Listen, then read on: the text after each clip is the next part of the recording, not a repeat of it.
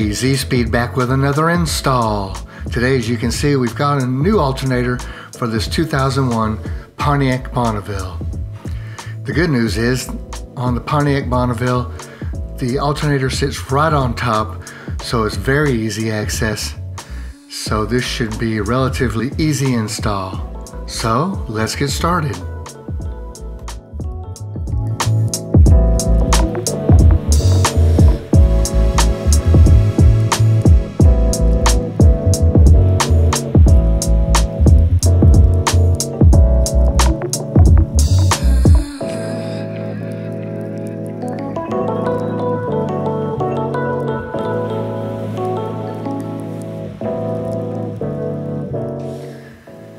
So before we get started, we need to disconnect the negative battery cable, and luckily it's underneath the back seat on the passenger side. So I'll just pull up really hard and that should pop the back seat loose, and you can scoot that out of your way, and then we can gain access to the battery. Luckily it's right there, easy to get to, and all it takes is a small ratchet to disconnect the cable and we are ready to work.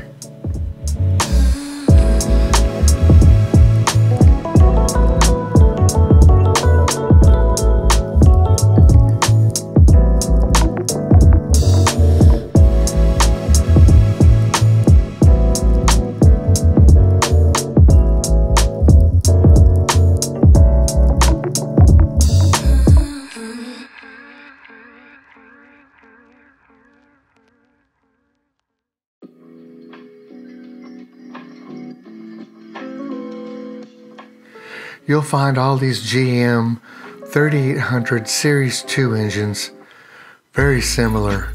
The Buick LeSabre is almost identical to this Pontiac Bonneville, and the alternator sits right on top of both engines. As you can see, we've got easy access here, and all we have is 3 bolts. Here's one. We have this little bar here as a support bar, and then right underneath that support bar there's another bolt. And I'll zoom in here and we can get a little better look. There's the bolt right there underneath the support bar.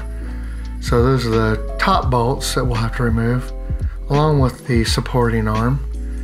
And let's take a look at the other side of the alternator, and we just have one bolt at the bottom right there and the belt. So before we can release any of the bolts, we're going to have to grab this belt tensioner bolt right here. I'm zooming in on it right now, and we're going to slip a ratchet over that bolt and pull up counterclockwise with quite a bit of force, and then we should be able to release the belt pretty easily. So we're going to do that. But before you remove the belt, I highly recommend that you use your phone or a camera and take a picture of the correct positioning of the belt in case you have trouble later on when you go to reinstall the belt.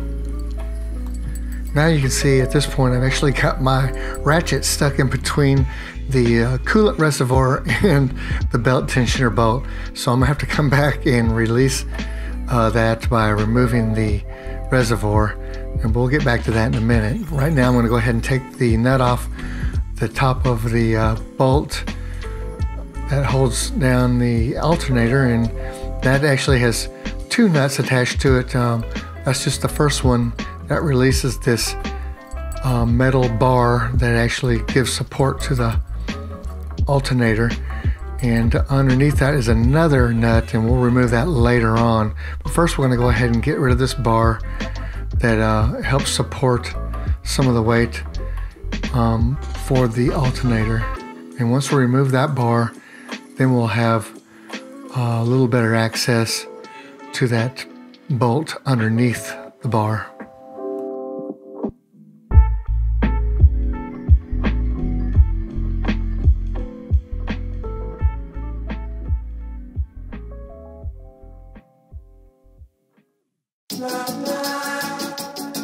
Now that we've got the supporting bar out of the way, we can go ahead and take off the other bolt that was obscured by that support bar and get that out of the way.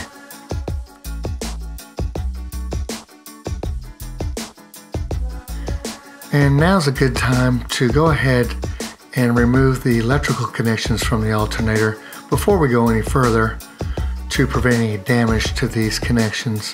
As you can see here, we just have a 10mm nut attaching that, and this is simply a clip that is easily removed by your hand.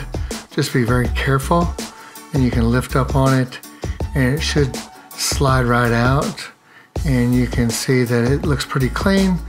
So we're going to just tuck that aside, and now we're just going to back this nut off real quick and remove this connection, and then that'll free us up to go ahead and remove the last 2 bolts that are holding the alternator in and get this old piece of junk out of the engine bay.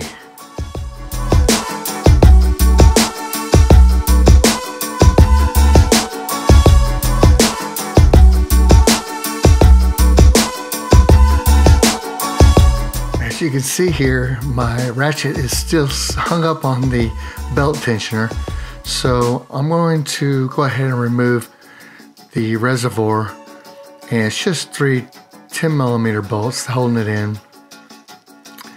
And there's one hidden down there. There's one, it's kind of hard to see with the lighting, but there's one down here, and then one right there, as you can see where that little bolt hole is. All 3 of those need to be released, and you can pull the reservoir up and kind of shift it around, and that'll give us better access to this lower bolt down here, and we can loosen that one.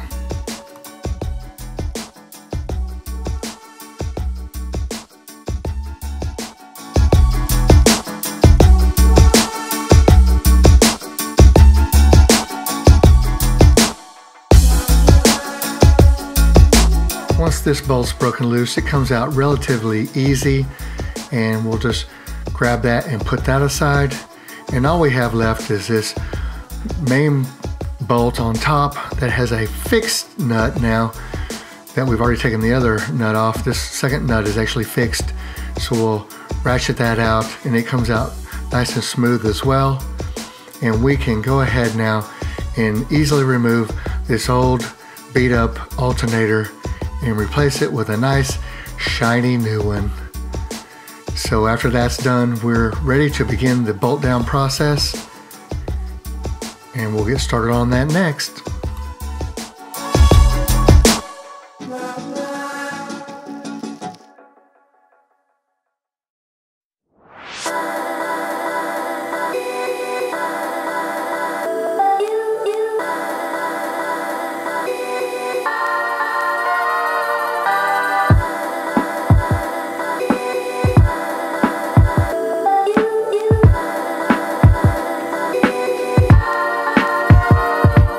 Now that we're ready to bolt down the new alternator, we're going to need to take the 3 primary load-bearing bolts and thread them in all by hand loosely, because if we don't do this, we're going to have some problems with misaligning one of the bolts. I've already actually tried to torque one bolt down and then line the other 2 up, and it didn't work.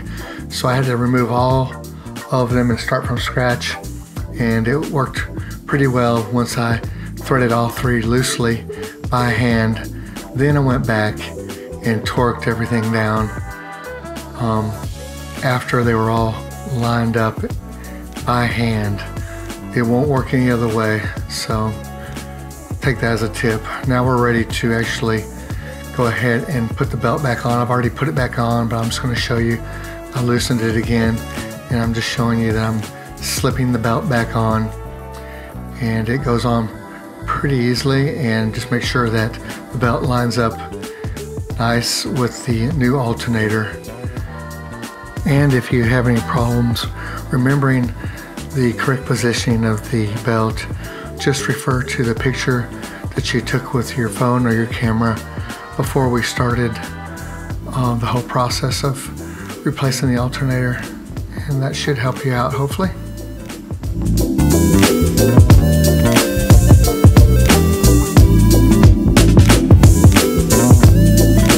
Now we're going to reconnect the electrical connections to the alternator, and this is the one that required the 10mm nut to be reattached.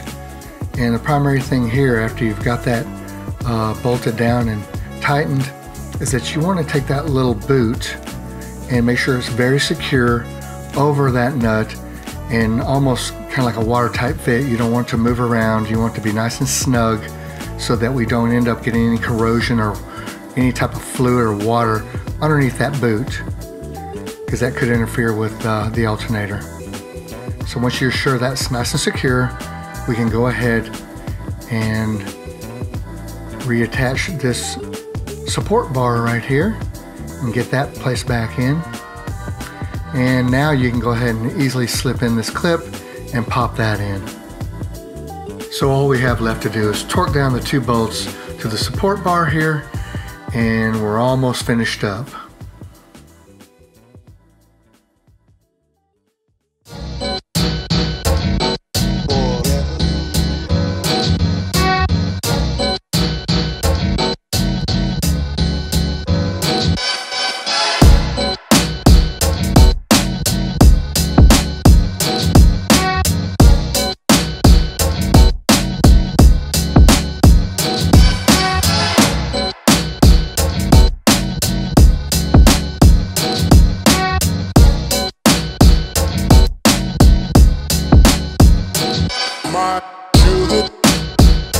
Now we just have to reattach this nut right here, torque that down, and we have a couple bolts on either side of the reservoir here.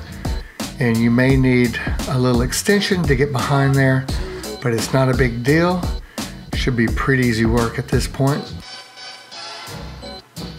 So go ahead and torque those down.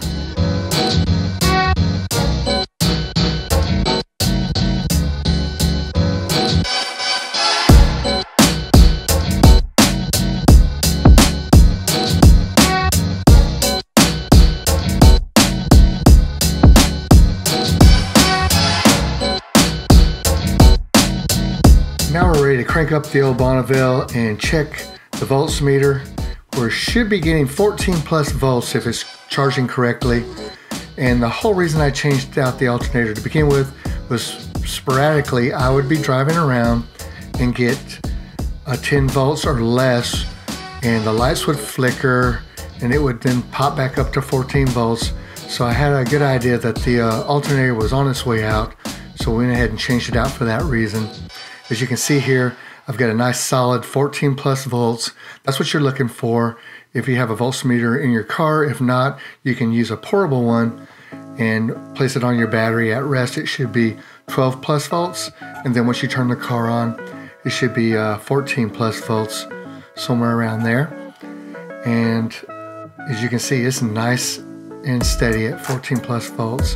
If this video helped you out, please like and subscribe, and Z-Speed will be back soon with another one.